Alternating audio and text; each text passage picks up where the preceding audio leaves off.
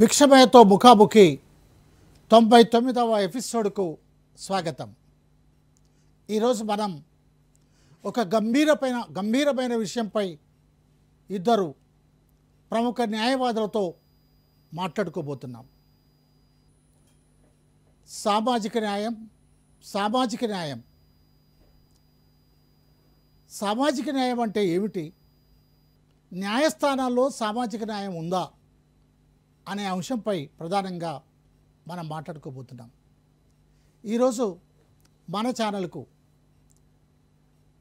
తెలంగాణ రాష్ట్ర ప్రజానికానికి మాత్రమే కాదు, ఉమ్మడి ఆంధ్రప్రదేశ్కు, భారతదేశ ప్రజానికానికి కూడా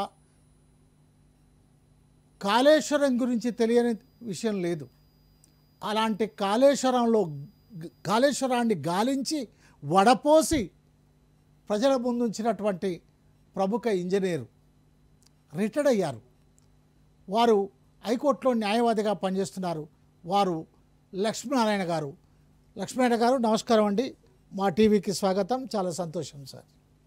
అలాగే న్యాయవాది, సామాజిక కార్యకర్త, రాజకీయ విశ్లేషకులు, అనేక అనుభవాలు గడించినటువంటి వ్యక్తి, అందరికి కూడా సుపరిచితుడు, ప్రజా పోరాటాల్లో, ఉద్యమాల్లో అగ్రభాగాన ఉన్నటువంటి వ్యక్తి భీమారావు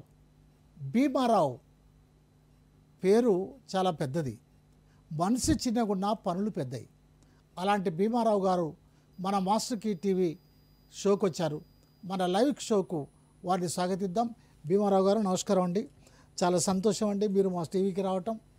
ఈరోజు మీరు ఇద్దరు కూడా హైకోర్టు న్యాయమూర్తులుగా మీరున్నారు. కోర్టులలో సామాజిక న్యాయం ఏ విధంగా ఉంది అనేటువంటి అంశం పైన మీతో మేము మాట్లాడబోతున్నాం. అది మాట్లాడే కంటే ముందు లక్ష్మీనారాయణ గారు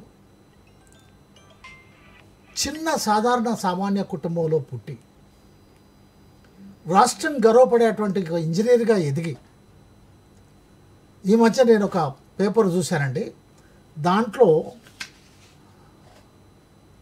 ఒక దుర్మార్గ పాలనను అంతం చేసిన యోధులు, తమ ప్రాణాలను సైతం పణంగా పెట్టిన యోధులు, అలాంటి యోధులలో మీ ఫోటో కూడా వచ్చింది. మీరు బహుశా చూసుంటారు. మరి అలాంటి యోధులలో మీరు ఒక యోధులు. ఈరోజు రాష్ట్ర ప్రభుత్వంలో ఏర్పడింది, గత ప్రభుత్వం లేదు అని అంటే మీ పాత్ర కూడా ప్రముఖంగా చెప్పబడుతుంది. ఇలాంటి ముఖ్యమైనటువంటి మీరు, అంత గొప్ప ఇంజనీర్గా ఉన్న మీరు, ఒక అడ్వకేట్గా ఒక సామాన్య కుటుంబం నుంచి ఇంజనీర్గా ఎలా ఎదిగారు, అడ్వకేట్గా ఎలా వచ్చారు, దేశం గర్వపడే ఇంజనీర్గా ఎలా ఉన్నారు, వివరిస్తారా? భిక్షమయ్య గారు, వాస్తవంగా మాది చాలా నిరుపేద కుటుంబం. మాది బీసీ పద్మశాలి వర్గాల నుంచి ఎదిగిన వ్యక్తి. మా ఊరు ప్రస్తుతం మల్లన్న సార్లో ముంపుకు గురైంది. అది ఏడేడ కిష్టాపురం లక్ష్మాపురం. అది మీ ఊరు మునిగిపోయింది? మల్లన్న సార్లో మునిగిపోయింది. అయితే మల్లన్న సార్లో ఈ ముంపుకు గురి చేయడం అనేది కూడా నేను చాలా కొట్లాడినా. ఎందుకొరకంటే 10 ఊర్లు కాపాడాలనేది కూడా నేను కొట్లాడి సుప్రీంకోర్టులో కేసు వేసిన, హైకోర్టులో వేసిన. అయితే కేసీఆర్ ఒక దుర్మార్గమైన నిరంకుశ వైఖరితోని నా యొక్క ప్రపోజల్స్ అంగీకరించలేదు. నేను సుప్రీంకోర్టు పోతే హైకోర్టు పోమన్నారు. హైకోర్టు కూడా చెప్పింది ఏంటంటే, ఈయన ఇంజనీరు, ఈయన ప్రపోజల్స్ మీరు అంగీకరించండి, పరిశీలించండి అని కూడా హైకోర్టు డైరెక్షన్ ఇచ్చింది. ఇస్తే దాని ప్రకారము మల్లన్న సారు మీరు 4 ఊర్లలో మాటకే ముంపు గురి చేసుకుంటా, ఒక 10 టీఎంసీలు 5 టీఎంసీలు నీళ్ళు ఆపండి, ఒక 10 గ్రామాలను కాపాడని నేను ప్రత్యేకంగా 10 గ్రామాలను కాపాడడానికి సామాజికంగా నేను చాలా కృషి చేసిన. అయినా ఒక 350 పేజీలతో నేను అప్పుడు హైకోర్టు ఆర్డర్ ప్రకారం కేసీఆర్ గారు రిపోర్ట్ ఇచ్చిన కేసీఆర్ యొక్క నిరంకుశ వైఖరులు లెక్క చేయలేదు. ఎందుకంటే ప్రజలు కూడా దాదాపు 950 రోజులు ధర్నాలు చేసారు. మల్లన్న సార్ యొక్క సామర్థ్యం తగ్గించాలి, ముంపుకు తక్కువ చేయాలనేది. నేను టెక్నికల్ కూడా చాలా రిపోర్ట్ ఇచ్చిన. 10 గ్రామాలను సేవ్ చేసి మీరు 5-10 టీఎంసీలు ఆపండి, అంతకంటే ఎక్కువ ఆపకండి, ఇది అసలు అవసరం కూడా లేదు. మీరు చాలా ప్రజల యొక్క 14 గ్రామాల యొక్క జీవించే హక్కును మీరు కొల్లగొడుతుండ్రు. వాళ్ళ జీవన విధానం మొత్తం విధ్వంసం చేసిరు. 10,000 యొక్క 14 గ్రామాలు, సుమారు 10,000 యొక్క కుటుంబాలు, గ్రామ ప్రజలను వాళ్ళ జీవాలను విధ్వంసం చేయబోతున్నారు. పైగా ఒక 3,000 ఎకరాలు ఒక ఫారెస్ట్ ఎన్విరాన్మెంట్ కూడా విధ్వంసం అవుతుంది. మల్లాన్ సార్లో 14 గ్రామాలు పోతున్నాయి. మీరు చేయకండి, 10 గ్రామాలు కాపండి. 4,000 ఎకరాల 17,000 ఎకరాలు కూడా ముంపుకు గురైంది. 17,000 ఎకరాలు ముంపు కూడా అయింది. అందులో ఒక 3,000 ఎకరాలు ఫారెస్ట్ ఏరియా, ఎన్విరాన్మెంట్ దెబ్బతి ఫారెస్ట్ ఏరియా పోయింది. అది ఇంకా రెండోది, అవి సస్యశ్యామలమైన గ్రామాలు. అందులో ఒక 200 చెరువు కుంటలు ఉన్నాయి, పెద్ద పెద్ద చెరువులు ఉన్నాయి మల్లాన్ సార్లో. వాళ్ళ జీవన విధానం కూడా విధ్వంసం అవుతుంది. అవి 2 పంటలు వండే భూములు. వాళ్ళు ఒక ప్రకృతి సౌందర్యంలో అడవి పక్క పంట నివసిస్తున్న 14 గ్రామాలు అవి. అలాంటి గ్రామాలను మీరు విధ్వంసం చేయకండి, వాళ్ళ జీవించే హక్కును విధ్వంసం చేయకండి. 5-10 టీఎంసీల వరకే కుదించమంటే వినలేదు. ఎందుకొరకంటే వినలేదు. ఈ రోజుకు పరిస్థితి ఏంటంటే అంతకంటే మించి ఆపుతలేడు, అందులో నిల్వ చేయడం లేదు. 5-10 టీఎంసీలకు మించి నిల్వ చేయడం లేదు. అందులో 50 టీఎంసీలు అనవసరంగా, అది ఒక ఒరిజినల్గా ప్రాణాత్య చేవల కింద 1.5 టీఎంసీ ఉండే 50 టీఎంసీలకు పెంచి, ఒక నిర్దాక్షిణ్యంగా పెంచి కేసీఆర్ ఎవరు చెప్పినా వినకుండా ఈరోజు 10 టీఎంసీలకు మించి నీళ్ళు కూడా ఆపడం లేదు. అంతకంటే ఆపితే కూడా అది నిలవదు. అది కాదు ఒక పెద్ద సమస్య.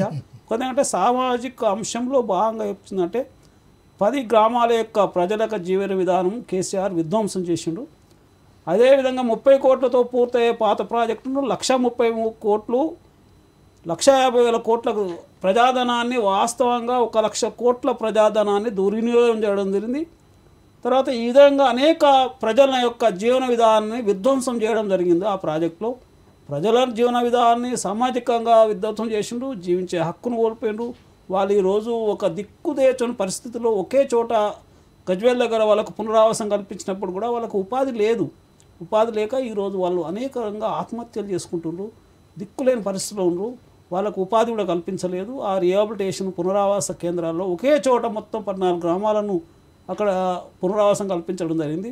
వాళ్ళు కూడా దిక్కు చేసిన పరిస్థితిలో ఉన్నారు. ఆయన చేసిన తప్పు రీడిజైన్ ప్రాణాయిత చేయాలను, అది రీడిజైన్ చేయకుండా ఉన్నట్టుంటే 30,000 కోట్లతో ఖర్చు అయ్యేది.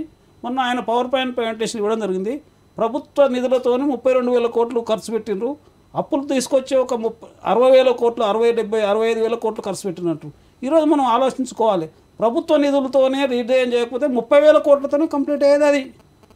అంటే ఈరోజు నువ్వు అనవసరంగా రీడిజైన్ చేసి 1,30,000 కోట్లు తీసుకొచ్చేసి అప్పుల ద్వారా 65,000 కోట్లు వెచ్చిస్తున్నా అని మన పవర్ ప్రజెంటేషన్ చెప్పింది. కాబట్టి అప్పుల ద్వారా వెచ్చించిన దానికి ఇప్పుడు ఈ ప్రభుత్వం దిగిపోయినాటికే, కేసీఆర్ ప్రభుత్వం దిగిపోయినాటికే దాదాపు 22,000 కోట్లు పేమెంట్ చేయడం జరిగింది. ఇంట్రెస్ట్ల కింద 17,000 కోట్లు, ఒక 5,000 కోట్లు అసలు. అంటే నువ్వు అప్పు తీసుకురాకుంటే ఈ 22,000 కోట్లు కూడా వృధా అయ్యేది కాకుండా, తర్వాత ప్రభుత్వ నిధులతోనే మీరు వెచ్చించిన 32,000తోనే ఆ ప్రాజెక్ట్ కంప్లీట్ అయ్యేది ఉండే. ఇలాంటి సామాజిక అంశాలు కూడా మల్లాన్ సార్లో చాలా ఉన్నాయి. కాళేశ్వరం రీడిజైన్ చేయడం కేసీఆర్ చాలా తప్పు చేసిండు. ప్రజాధనం 1,00,000 కోట్లు వృధా చేయడం కాకుండా అనేక ప్రజల యొక్క జీవన విధానాన్ని విధ్వంసం చేసిండు అనేది మనం ఈ సందర్భంగా, ఈ స్నేహ టీవీ అదే మాస్టర్కి సందర్భంగా ప్రజలకు నేను విన్నవిస్తున్నాను. ఈరోజు అంశం మీరు ఓకే, అది వద్దాం, ఆ అంశానికి మనం వద్దాం. భీమరావు గారు, వయసు చిన్న, మనిషి చిన్న ఆయన, నాతో పాటు అందరం అన్నా అన్నా అంటాం. అటువంటి ఒక అభిమానాన్ని మీరు పెంచుకోగలిగారు, సంపాదించుకోగలిగారు.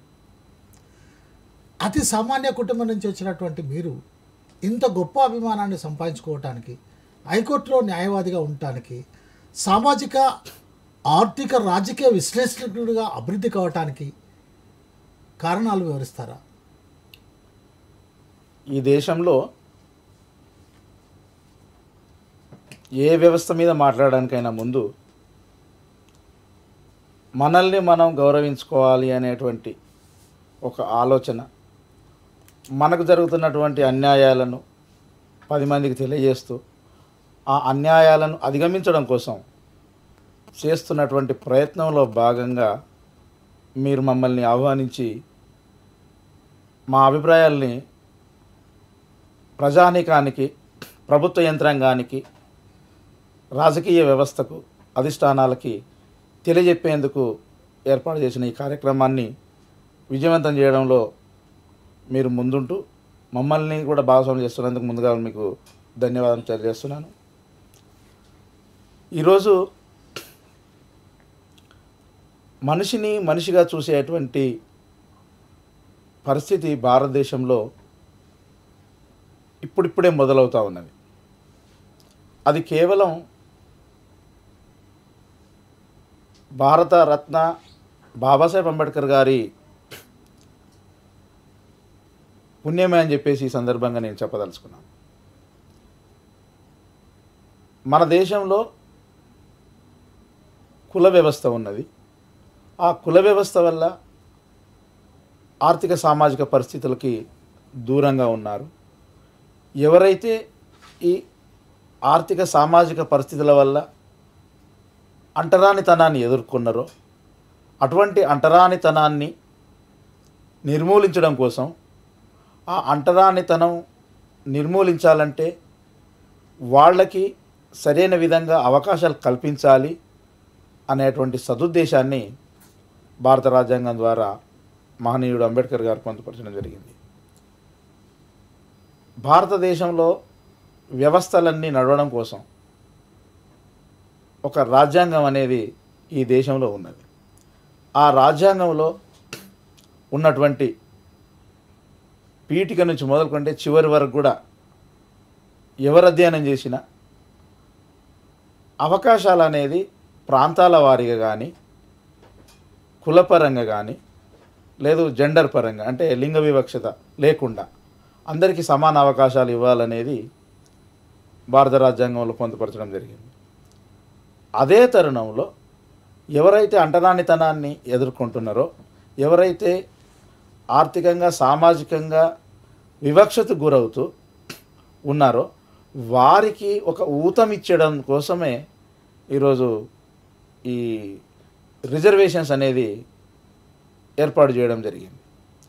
ఆ రిజర్వేషన్స్ చదువులో, మరి ఉద్యోగంలో, అదేవిధంగా కొన్ని లోకల్ బాడీ రాజకీయంగా కూడా అందులో ఇవ్వాలని చెప్పేసి. సో ఆ క్రమంలోనే ఈరోజు దేశవ్యాప్తంగా మరి ఎస్సీలు, బీసీలు, ఎస్టీలు, మైనార్టీలు కూడా మరి కొద్దో గొప్ప చదువుకొని ముందుకు రావడం అనేది జరుగుతూ ఉన్నది. ఆ చదువు వల్ల బాబాసాహెబ్ అంబేద్కర్ ఎవరినైతే ఆదర్శంగా తీసుకున్నారో మహాత్మా జ్యోతిరావు ఫూలే మరి బుద్ధుడు వీరందరూ కూడా ఏం చెప్పారంటే చదువుకోవడం వల్ల ఒక తెలివి వస్తుంది, అదే విజ్ఞానం.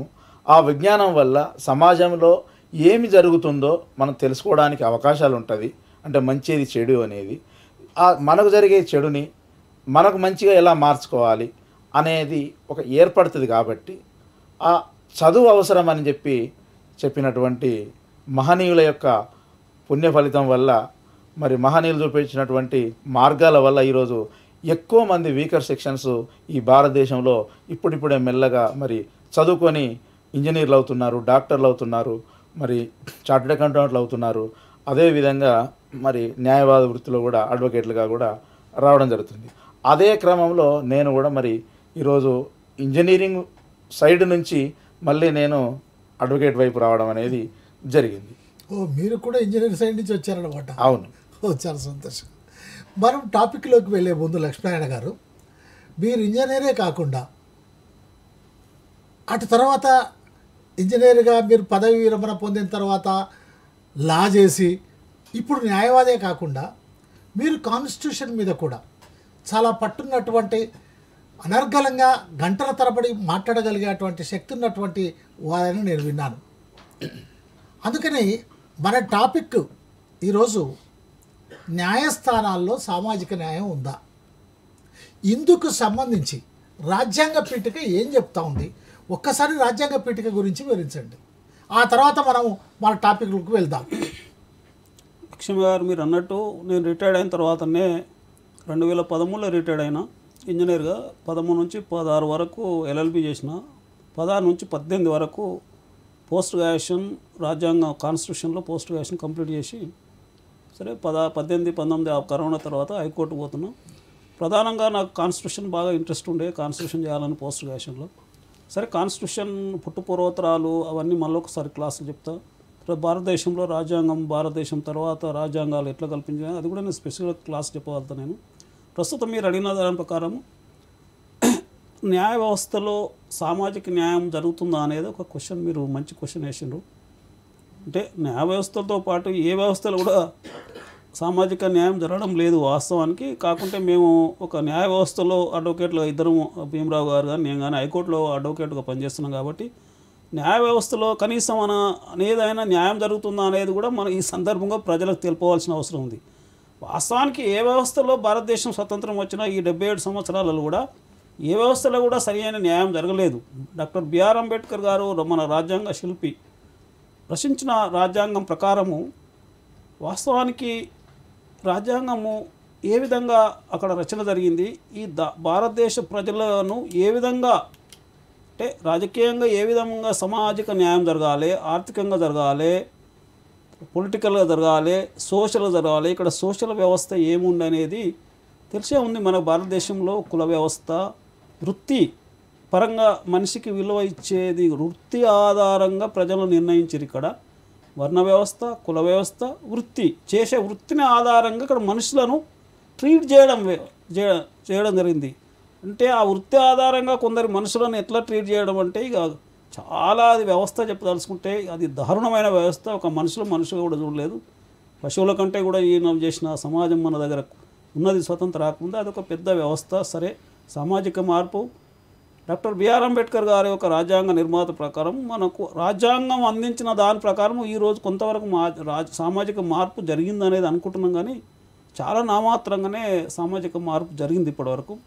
మనకు పీఠిక మనం ఏం రాసుకున్నాం రాజ్యాంగంలో మీరు అడిగినట్టు, ఇప్పుడు ఏం అమలు జరుగుతుంది, ఏం పీఠిక జరిగింది? 77 ఏళ్ళ స్వతంత్ర పోరాటంలో మనం రిపబ్లిక్ ఆఫ్ ఇండియా మనం ఒక స్వతంత్ర సర్వసత్తాక గణతంత్ర దేశంగా మనం డిక్లేర్ చేసుకున్నాము. డిక్లేర్ చేసిన 77 సంవత్సరంలో భారతదేశ ప్రజలకు ఈ స్వతంత్ర ఫలాలు అనేది ఏ విధంగా అందినాయి అనేది ఈ సందర్భంగా ప్రజలు తెలుసుకోవాలి. స్వతంత్ర ఫలాలు ఎవరికి అందినాయి, ఇంకా అందవలసిన సెక్షన్స్ ఏమున్నాయి, ప్రజలు ఏమున్నారు అని కూడా మనం ప్రజలు తెలుసుకోవాలి. మనం రాజ్యాంగం ఎందుకు ఏ లక్ష్యంతో రాసుకున్నాం? రాజ్యాంగం రాసుకున్నాము, మనమే సమర్పించుకున్నాం రాజ్యాంగాన్ని. రాజ్యాంగం మనకు అందరూ తెలిసిన విషయమే. 26 జనవరి 1950 నుంచి అమల్లో వచ్చింది రాజ్యాంగం. రాజ్యాంగం అప్రూవల్ చేసుకున్నది కూడా 26 నవంబర్ 1949 మనం అప్రూవల్ చేసుకున్నాం. 50 నుంచి అమల్లో తీసుకొచ్చినాం. రాజ్యాంగ కాన్స్టిట్యూషన్ కూడా ఏర్పడేది, అదొక చరిత్ర. అదే 1947 నుంచి డాక్టర్ బిఆర్ అంబేద్కర్ చైర్మన్ తరఫున రాజ్యాంగ కమిటీ, అదంతా చరిత్ర తర్వాత ఎప్పుడైనా మాట్లాడుకుందాం. రాజ్యాంగం అమలు చేసుకున్నాం, పొందుపరుచుకున్న పీఠికలో ఏమనుకున్నాం మనం? We the people of India resolve to constitute India ఏమని రిజాల్వ్ చేసుకున్నాం మనం? We the people of India solemnly resolve to constitute India ఏమని అనుకున్నాము? సోషలిస్ట్ కంట్రీగా, తర్వాత సెక్యులర్ కంట్రీగా మనం రిజాల్వ్ చేసుకున్నాం. సోషలిస్ట్, సెక్యులర్ భావాలతో కంట్రీగా ఉండాలని రిజాల్వ్ చేసుకున్నాం. తర్వాత డెమోక్రటిక్ కంట్రీగా, తర్వాత రిపబ్లిక్, ఇవన్నీ అంశాలను మనం కంట్రీ ఈ విధంగా మనం రిజాల్వ్ చేసుకున్న రాజ్యాంగం. తర్వాత ఇంకా ప్రధానంగా చెప్పాలంటే పీఠికలో ప్రజలకు ఏమి సెక్యూర్ చేయాల్తున్నాం, ప్రజలకు రాజ్యాంగం ద్వారా ప్రజలకు ఏమి సెక్యూర్ చేయాల్తున్నాం అనేది ప్రధానంగా నేర్చుకున్నాం. With the people of India secure to all citizens of India, ఏమి సెక్యూర్ ఇద్దాం అనుకుంటున్నాం, ఏమి రక్షణ కల్పిద్దాం అనుకున్నాము మన భారతదేశ ప్రజలకు. వాస్తవంగా రాజ్యాంగంలో ఏమనుకున్నాం మనం? సోషల్ జస్టిస్ పెట్టుకున్నాం, ఈక్వాలిటీ పెట్టుకున్నాం, ఫెటర్నిటీ పెట్టుకున్నాం. ఇవన్నీ మనం 4-5 అంశాలను పెట్టుకున్నాం మనం. లిబర్టీ పెట్టుకున్నాం, సోషల్ జస్టిస్ మనం సోషల్ జస్టిస్ అని పెట్టుకున్నాం. సోషల్ జస్టిస్లో జస్టిస్లో social justice, economic justice, political justice. అంటే భారతదేశ యావత్ ప్రజలకు సామాజిక న్యాయం సమకూర్చాలనుకున్నాము, ఆర్థిక న్యాయం సమకూర్చాలనుకున్నాం, రాజకీయ న్యాయం సమకూర్చాలనుకున్నాం. That is justice. మరి ఈ జస్టిస్లో ఇంతవరకు మనం సఫలీకృతమైనము ఈ 77 ఏళ్ళ స్వతంత్రంలో ఆలోచించుకోవాలి. ఇంకా ఏమనుకున్నాం? Equality before law. ఈక్వాలిటీ అంటే ఏంటంటే ఈక్వాలిటీ మామూలు విషయం కాదు. సోషల్ జస్టిస్ అవ్వదు, equality of status, equality of opportunities. ఇక్కడ కూడా ఈక్వాలిటీ ఆఫ్ ఆపర్చునిటీస్, సమానమైన అవకాశాలు మన భారతదేశ ప్రజలకు కల్పించాలన్నది. ఇక్కడ వర్గభేదం లేకుండా ఇంతవరకు భీమరావు గారు చెప్పినట్టు ఇక్కడ లింగ వివక్షత కానీ వర్గభేదాలు లేకుండా మన భారతదేశ ప్రజలను ఈక్వాలిటీ ఆఫ్ ఆపర్చునిటీ స్టేటస్ అందరికీ ఒకే విధమైన స్టేటస్ కల్పించాలని ఉంది. అయితే ఇందులో భాగంగా మీరు అడిగిన న్యాయ వ్యవస్థలో కూడా ఏముందని ఒక స్టేటస్ ప్రాజెక్ట్ అందరికీ ఒక సమానమైన స్టేటస్కి హోదా కల్పించాలి, ఆపర్చునిటీ కల్పించాలని మన పీఠికలో రాసుకున్నాం. మరి ఎంతవరకు ఇప్పుడు మనం సాధ్యం అమల్లో ఉన్నాం అనేది మనం ఈ సందర్భంగా తెలుసుకోవాలి. 77 ఏళ్ళ స్వతంత్ర భారతదేశంలో రాజకీయ న్యాయం ఏముంది, ఆర్థిక న్యాయం ఏముంది, సామాజిక న్యాయం జరిగింది, తర్వాత ఆపర్చునిటీస్ ఈక్వాలిటీ అనేది మనం ఏం సాధించుకున్నాము, స్టేటస్ ఏ విధంగా సాధించుకున్నాము, ఇవన్నీ మనం ఆలోచించుకోవాల్సిన అవసరం ఉంది. లిబర్టీ ఆఫ్ థాట్ అంటే మనం ఒక ఆలోచించడానికి మనకు స్వతంత్రత, ఎక్స్ప్రెషన్, తర్వాత బిలీఫ్, ఫేత్, ఇవన్నిటి విధంగా కూడా లిబర్టీ ఆఫ్ థాట్ అనుకున్నాం. మరి ఏ విధంగా మనకు ఎక్స్ప్రెషన్ ఆఫ్ థాట్, లిబర్టీ, ఇవన్నీ ఏ విధంగా కల్పించగలుగుతారు, ఏ విధంగా సపరేట్ చేయగలుగుతారు ప్రజల యొక్క వాక్ స్వతంత్రాన్ని ఏ విధంగా కొల్లగొట్టబడుతున్నది 77 స్వతంత్రంలో కూడా తెలుసుకోవాలి. ఇంకా పైగా ఫ్యాటర్నిటీ అంటే సౌభ్రాతృత్వం కలపడం కానీ ఈ 4 అంశాలు మనం భారత రాజ్యాంగంలో పీఠికలో పొందుపరుచుకున్న దానికి అమల్లోకి వచ్చే వరకల్లా దారుణమైన పరిస్థితుల్లో ఉన్నాము. ఈరోజు 77 ఏళ్ళ స్వతంత్రంలో కూడా మనము పీఠికలో రాజ్యాంగము కల్పించిన పీఠిక హక్కులను కూడా మనం అమలు చేయని పరిస్థితిలో కొనసాగుతున్నాము. ఇంకా వస్తే మొత్తం రాజ్యాంగం మొత్తం తిరగదోడే పరిస్థితులు దాపరిస్తున్నాయి. మనం అది ఆలోచించుకోవాలి. భీమారావు గారు, ఇటీవల కొంతమంది న్యాయవాదులు న్యాయస్థానాల్లో సామాజిక న్యాయం లేదని పత్రికాముఖంగా టీవీలలో ప్రజలందరికీ కూడా వాళ్ళు ప్రకటించారు. నిజంగా న్యాయస్థానాల్లో సామాజిక న్యాయం లేదా? ఆ న్యాయవాదుల యొక్క అందులో ఒక రిటైర్డ్ జడ్జి కూడా ఉండని నేను పత్రికలలో చూశాను. వాళ్ళ యొక్క డిమాండ్లు ఏమిటి, వాళ్ళు ఏం ప్రకటించారు? నిజంగా మీరు ఏదైతే మాధ్యమాలలో చూశారో ఈ పరిస్థితి, మాకు సామాజిక న్యాయం, మా హక్కులు మాకు అని ఈరోజు న్యాయవాదులు ఏదైతే పోరాటం చేస్తుండ్రో వారు మీరన్నట్టుగా రిటైర్డ్ జడ్జి, వారే గతంలో తెలంగాణ జడ్జెస్ అసోసియేషన్కు ఫౌండర్ ప్రెసిడెంట్గా ఉండే, తర్వాత ఇప్పుడు వారే forum of SC/ST/BC advocates of Telangana అని చెప్పేసి మరి ఆ పేరు మీద వారు కార్యక్రమాలు forum of SC/ST/BC advocates association of Telangana. So తెలంగాణలో ఉన్నటువంటి SC/ST/BC అడ్వకేట్ల యొక్క సమాఖ్య. అంటే మరి మైనారిటీస్ లేరా అని కూడా కొద్దిమంది అడగవచ్చు. Minorities are comes under BCs కాబట్టి SC/ST/BC అనేది వారు చెప్తున్నటువంటి అది. అయితే ఈరోజు ఏదో ఆ రిటైర్డ్ జడ్జి గారు మాట్లాడుతున్నారు, ఇంకా కొద్దిమంది అడ్వకేట్లు మాట్లాడుతున్నారని కాదు. ఇది భారతదేశానికి స్వాతంత్రం రాకముందు నుంచే ఇటువంటి మూమెంట్స్ కూడా, ఇటువంటి ఆందోళనలు అక్కడక్కడ మరి వినిపించడం జరిగింది. అందులో ప్రధానంగా అంటే ఇక్కడ అవకాశం అనేది వస్తే ఏ విధంగా సత్తా చూపెడతారో మరి గతంలోనే బహిర్గతమైంది. అది మీకు నేను ఉదాహరిస్తున్నాను. నిజాం ప్రభుత్వంలో అంటే నిజాం స్టేట్, మన భారతదేశానికి స్వాతంత్రం రాకముందు నిజాం స్టేట్స్కి, ఆ నిజాం రాజుకి సలహాదారుడిగా శ్యామ్ సుందర్ గారని హైదరాబాద్ నివాసి మరి ఉండేటువంటి వారు. సో అప్పుడు హైకోర్ట్స్ మనకు 3 ఉండే, బాంబే, మద్రాసు, కలకత్తా. అయితే వీరు ఈ దేశంలో ఉన్నటువంటి ఈ వీకర్ సెక్షన్స్కి సంబంధించినటువంటి సమస్యల మీద, నిజాం ప్రభుత్వానికి సంబంధించినటువంటి అంశం మీద యునైటెడ్ స్టేట్స్లో రిప్రజెంట్ చేయడానికి శ్యామ్ సుందర్ గారు వెళ్ళారు.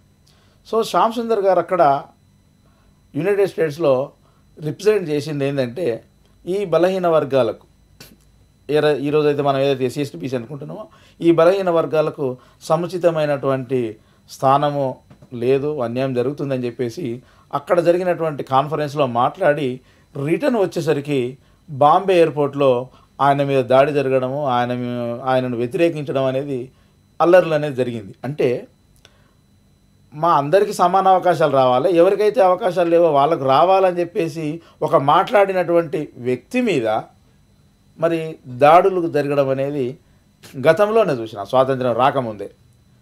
అంటే ఆ రోజు నుంచి ఈ రోజు వరకు ఇంకా వీరు పోరాడుతూనే ఉన్నారు. అదొక భాగం. భారతదేశానికి స్వాతంత్రం వచ్చిన తర్వాత, అంటే ఈ స్వాతంత్రం రావడం కంటే ముందే మరి అంబేద్కర్ గారు, గాంధీ గారు, నెహ్రూ గారు ఆ కాలంలోనే అంటే రౌండ్ టేబుల్ సమావేశాలలో మరి మాట్లాడినటువంటి పరంపరలో భాగంగా స్వాతంత్రం వచ్చిన తర్వాత ఈ వీకర్ సెక్షన్స్కు కొన్ని ప్రొవిజన్స్ ఇవ్వాలి, వీరు పైకి రావాలని చెప్పేసి అది రిజర్వేషన్ల రూపంలో పెట్టడం జరిగింది. అది ఎస్సీలకు 15%, ఎస్టీలకు 7.5%, మరి ఆ తర్వాత బీసీలకు కూడా 27% అనేది పొందుపరిచినది. కానీ నిజంగా చూస్తే ఈ అందరికీ కలిపి కూడా ఇప్పటికీ 25% రిజర్వేషన్ అనేది అమలు కావట్లేదు. ఇక జ్యుడిషియరీలో చూస్తే రీసెంట్గా మన లా మినిస్టరే పార్లమెంట్లో చెప్పడం జరిగింది, రాజ్యసభలో చెప్పడం జరిగింది, ఎస్సీలది అయితే 3.54. అంటే రిజర్వేషన్ జడ్జెస్లలో 3.54. అంటే టోటల్గా 25% లోపే ఉంది ఈ ఎస్సీ ఎస్టీ బీసీలది మైనార్టీలది కలిపితే. కేంద్ర మంత్రి ప్రకటించాడు, కేంద్ర మంత్రి రాజ్యసభలో ప్రకటించాడు. అయితే ఇది ఒక కోణం అయితే, మరి దీన్ని ఇంప్లిమెంట్ చేయడం ఎట్లా, దీన్ని అధిగమించడం ఎట్లా? ఈ వీకర్ సెక్షన్స్కు ఎంతకాలం, ఇప్పుడు 77 years అయిపోతుంది, మరి ఇంకా కూడా వీరికి అన్యాయమే జరుగుతుంది అనే దాన్ని ఆలోచించి భవిష్యత్తులో అలా జరగకుండా ఉండాలని చెప్పేసి కూడా మరి డైరెక్షన్స్ ఇవ్వడం జరిగింది. లక్ష్మీనారాయణ గారు, అసలు న్యాయమూర్తుల నియామకాలకు సంబంధించి ఇప్పుడు భీమరావు గారు చెప్పారు, భీమరావు గారు చెప్పు కాదు, మంత్రి చెప్పిన దాన్ని మంత్రి చెప్పిండట. 3% ఎంత అండి? 3 ఎస్సీలకు 3.54. అంటే న్యాయమూర్తులలో 3.54% మాత్రమే ఎస్సీలు ఉన్నారు, ఎస్టీలకు 1.54, ఎస్టీలు 1.54. అంటే అసలు అది లెక్కలే లేదు. బీసీలకు 11.7. అంటే ఈ జనాభాను కనుక, భారతదేశ జనాభాను కనుక మనం పోల్చుకొని చూస్తే సుమారు 90% ఉన్నటువంటి జనాభాకు మొత్తం కలిపి 5% కూడా లేనట్టుగా మనకు ఆడ కనపడతా ఉంది. అయితే ఈ జడ్జీల నియామకానికి సంబంధించి రాజ్యాంగం అసలు ఏం చెప్తా ఉంది? సుప్రీం హైకోర్టులలో ఎంతమంది న్యాయమూర్తులు, ఎంతమంది అనేది ఇప్పుడు వారు చెప్పేశారు కాబట్టి రాజ్యాంగం ఏం చెప్తా ఉంది? సో ఇప్పుడు భిక్షమయ్య గారు, మనకు రాజ్యాంగం ఎందుకంటే అనేక అసమానతలను చేతునివ్వడానికి, సమాజంలో ఉన్న స్వతంత్రం రాకముందు ఉన్న అనేక అసమానతలను అర్హతలకు గురైన వర్గానికి ఒక చేతునివ్వడంలో రాజ్యాంగంలో డాక్టర్ బిఆర్ అంబేద్కర్ గారి రిజర్వేషను ఎస్సీ ఎస్టీలకు కల్పించడం జరిగింది. దాని తర్వాత అప్పుడున్న జనాభా ప్రాతిపదికన ఎస్సీలకు 15%, ఎస్టీలకు 6%, టోటల్ 21%. భారతదేశం, యావత్ భారతదేశంలో విద్యా ఉద్యోగ రంగాలతో పాటు తర్వాత పార్లమెంటరీ సిస్టమ్, లెజిస్లేచర్లో కూడా భారత రాజ్యాంగంలో పొందుపరచిన బిఆర్ అంబేద్కర్. అంటే ఎమ్మెల్యేలు, ఎంపీలలో కూడా రిజర్వేషన్ 21% ఉంది. విద్యా వైద్య రంగాల్లో కూడా అంటే విద్యా, ఎడ్యుకేషన్ అండ్ ఎంప్లాయ్మెంట్ రంగంలో కూడా ఉంది, 21% ఎస్సీలకు ఉంది. సరే, అదే డాక్టర్ బిఆర్ అంబేద్కర్ గారు రాజ్యాంగంలో ఆర్టికల్ 344, 343 ఆర్టికల్స్ పొందుపరచడం జరిగింది. సరే, బీసీలకు వచ్చే వరకలా సరే అది ఇప్పుడు తర్వాత రోజులలో, ఎందుకంటే అంటే న్యాయమూర్తుల నియామకాలకు అక్కడికే వస్తున్నా. అంటే రాజ్యాంగపరంగా article 14 sub class 5, article 15 sub class 16 sub class 5, 15 sub class 5 వరకు మనకు కాన్స్టిట్యూషన్లో రిజర్వేషన్ పొందుపరచబడ్డది ఎంప్లాయ్మెంట్ అండ్ ఎడ్యుకేషన్లో, అండ్ ఆల్సో పార్లమెంటరీ లెజిస్లేచర్లో కూడా ఎస్సీలకు. బీసీలకు వచ్చే వరకు తర్వాత 20 ఏళ్ళ తర్వాత ఇక అదంతా పెద్ద చరిత్ర ఉంది. అదంతా చెప్పాలంటే రిజర్వేషన్స్ 28% ఆమోదం జరిగింది బీసీలకు కూడా. ఓబీసీస్ అంటే బీసీలు అనుకోండి, ఓబీసీలు. మరి ఇప్పుడు 28% ఓబీసీలకు రాజ్యాంగపరంగానే రిజర్వేషన్ కల్పించడం జరిగింది భారతదేశంలో ఉన్న వ్యవస్థలో ఓబీసీలకు. తర్వాత ఎస్సీలకు 15%, ఎస్టీలకు 6%, 21%. ఇద్దరు ఎన్ను కొడితే ఇంచుమించు 50% రిజర్వేషన్ పోస్టులు ఇవ్వాలి భారత రాజ్యాంగం. అయితే ఇందులో ఇక్కడ వివక్ష ఏం జరుగుతుందంటే, ఎంత వివక్షత అంటే ఈ జ్యుడిషియరీలో, అంటే న్యాయ వ్యవస్థలో బయట అంటే అమలు చేస్తున్న రాజ్యాంగపరంగా అమలు చేస్తున్న వ్యవస్థను అనేది జ్యుడిషియర్లో హయ్యర్ జ్యుడిషియర్లో ఎందుకు ఇంప్లిమెంట్ చేయడం లేదు అంత. హయ్యర్ జ్యుడిషియర్ అంటే సుప్రీంకోర్టు, హైకోర్టు. సరే లోవర్ జ్యుడిషియర్లో ఇంప్లిమెంటేషన్ జరుగుతుంది. లోవర్ జ్యుడిషియర్ అంటే ఇక డిస్ట్రిక్ట్ కోర్ట్స్, తాలూకా కోర్ట్స్, మున్సిపల్ కోర్టులు, డిస్ట్రిక్ట్ కోర్టుల వరకు కొంతవరకు రిజర్వేషన్ అమలు చేస్తుండ్రు. కానీ హయ్యర్ జ్యుడిషియర్లో అమలు చేయడం లేదు. ఇక్కడ అంత డిస్క్రిమినేషన్ అంటే ఆ డిస్క్రిమినేషన్ అంటే ఇక్కడ అది జరుగుతుంది డిస్క్రిమినేషన్. హయ్యర్ జ్యుడిషియర్లో కూడా అమలు చేయాలి కదా, అది నైతిక బాధ్యత. హయ్యర్ జ్యుడిషియల్ అంటే హైకోర్టు జడ్జీలు కానీ సుప్రీంకోర్టు జడ్జీలు కానీ ఈ రాజ్యాంగపరంగా కల్పించిన రిజర్వేషన్ ఈక్వలెంట్ అన్న ప్రపోర్షనల్గా వీళ్ళకు జడ్జీలకు అవకాశం ఇవ్వాలి. హైకోర్టు జడ్జీలు, సుప్రీంకోర్టులో జడ్జీలు ఎట్లా అవకాశం ఇవ్వాలంటే ఇక్కడ మనం ఖచ్చితంగా రాజ్యాంగ ప్రకారమే మీరు రిజర్వేషన్ 20% ఓబీసీలకు, తర్వాత సరే మొన్న ఓబీసీలకు వచ్చినా కూడా స్వతంత్రం వచ్చినప్పుడు కూడా అప్పుడు 1950 నుంచి కూడా సరే ఎస్సీ ఎస్టీలకు ఉన్నా కూడా తర్వాత మన 73 నుంచి బీసీలకు, 75 నుంచి 2000 నుంచి ఓబీసీలకు వచ్చినప్పటికీ కూడా ఐదన్ టుడే ఇప్పటికైనా కూడా ఎప్పుడైతే మీరు రాజ్యాంగ ప్రకారంగా ఓబీసీకి 28% కల్పించిండ్రో, తర్వాత 21% ఎస్సీ అండ్ ఎస్టీలకు కల్పించిండ్రో, ఆ రెండు కూడా 50% యొక్క జ్యుడిషియల్లో హయ్యర్ జ్యుడిషియల్లో సుప్రీంకోర్టు, హైకోర్టు జడ్జీలలో అమలు ఎందుకు చేయడం లేదు? ఇక్కడ జరిగింది అమలు చేయాలి కదా, అది నైతికత. సుప్రీంకోర్టు జడ్జీలు కొలీజియం కానీ సుప్రీంకోర్టు కానీ దీన్ని దృష్టిలో పెట్టుకోవాలి. రాజ్యాంగ ప్రకారంగా మీరే ఓబీసీకి రిజర్వేషన్ అమలు చేయడానికి అనుమతించారు 28%, తర్వాత 21% ఎస్సీ ఎస్టీలకు. దీని ప్రకారము ఏ హైకోర్టులో కూడా స్ట్రెంత్ ప్రకారం ఇప్పుడు తెలంగాణ హైకోర్టులో 42% స్ట్రెంత్ ఉంది. ఆ స్ట్రెంత్ ప్రకారం 50% అయితే ఓబీసీలు 28%, 22% అంటే 50%. ఈ బీసీ ఎస్సీ ఎస్టీలకు రిజర్వేషన్ కల్పించవలసిన నైతికత ఈ కొలీజియంకు ఉంది, సుప్రీంకోర్టు కొలీజియంకు. ఖచ్చితంగా నువ్వు వేరే ఇప్పుడు సెక్టార్లో వేరే డిపార్ట్మెంట్లో నువ్వు రిజర్వేషన్ అమలు చేయడానికి మీరే అనుమతిస్తారు. సుప్రీంకోర్టే రాటిఫై చేస్తుంది, రిజర్వేషన్ ఆమోదించింది. మరి సుప్రీంకోర్టే రిజర్వేషన్ ఓబీసీలకు ఆమోదించింది, రాజ్యాంగ ప్రకారం ఉంది. ఎస్సీ ఎస్టీలకు ఆమోదిస్తున్నప్పుడు జ్యుడిషియల్లో న్యాయ వ్యవస్థల్లో మీకు తెలవడం లేదా? మరి ఎందుకు అమలు చేయడం లేదు? 28% ఓబీసీలకు, 15% ఎస్సీలకు, 6% ఎస్టీలకు అమలు చేసినట్టుంటే ఇక్కడ మాకు 42% తెలంగాణ హైకోర్టులో ఉన్నట్టుంటే 42%లో దాదాపు 20%, 20 మంది జడ్జిలు ఎస్సీ ఎస్టీ బీసీలు ఉండవలసిందే కదా. భారతదేశం ఒక తెలంగాణ హైకోర్టు కానీ యావత్ భారతదేశంలో కూడా ఉండవలసింది కాదు. ఎందుకు మీరు కొలీజియం ఎందుకు మీకు దృష్టికి రావడం లేదు భారతదేశంలో? ఇప్పటికీ వివక్షత ఎందుకు, డిస్క్రిమినేషన్ ఎందుకు? మీరు జడ్జీలలో ఇప్పటికి కూడా మీరు భీమరావు చెప్పినట్టు ఎస్టీలు కేవలం 3.5% ఉన్నారు, అంటే ఎస్సీలు 3.5% జడ్జిలు ఉన్నారని చెప్తారు. హయ్యర్ జ్యుడిషియల్ అంటే హైకోర్టు జడ్జీలలో, సుప్రీంకోర్టు జడ్జిలో ఎస్టీలు 1.55.